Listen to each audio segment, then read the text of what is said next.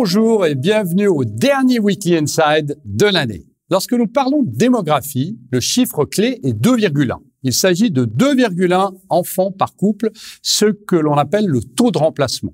Le taux de remplacement est le nombre d'enfants que chaque couple doit avoir en moyenne pour maintenir la population mondiale à un niveau constant. Aujourd'hui, le taux de natalité moyen est de 1,8, bien en dessous du taux de remplacement de 2,1. Cela signifie que la population mondiale est en déclin. Elle peut également vieillir car la population existante vit plus longtemps et les nouvelles naissances ne remplacent pas les mourants et ne font pas baisser l'âge médian de la population.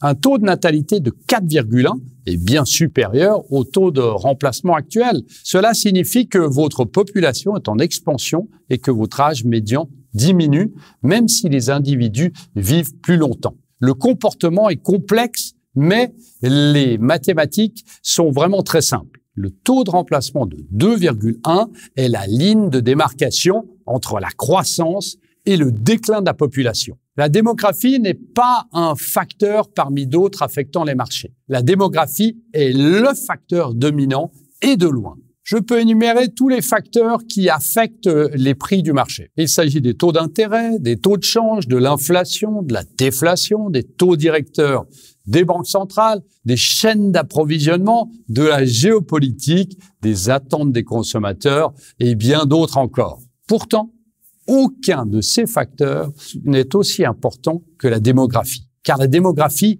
concerne les personnes et les économies ne sont rien d'autre que la somme totale des actions des individus dans ces économies. Sur le plan démographique, le Japon est le canari dans la mine de charbon, comme on dit en anglais. L'âge médian au Japon est aujourd'hui de 48,6 ans. L'âge médian actuel aux États-Unis est de 38,5 et en Chine de 38,4 ans. Ces chiffres vont rapidement empirer. On estime qu'en 2050, l'âge médian japonais sera de 53 ans, celui de la Chine de 50 ans et celui des États-Unis de 42 ans. La vieillesse est fortement corrélée à la maladie d'Alzheimer, à la maladie de Parkinson et à la démence. Le Japon est déjà une société vieillissante avec une croissance extrêmement lente.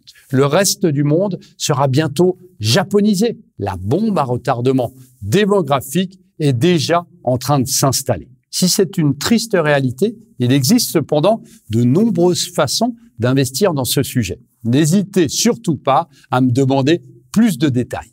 Je vous souhaite tout le meilleur pour cette fin d'année, vous souhaite de très bonnes vacances, vous retrouvez très prochainement et surtout, n'hésitez pas à lire mon morning.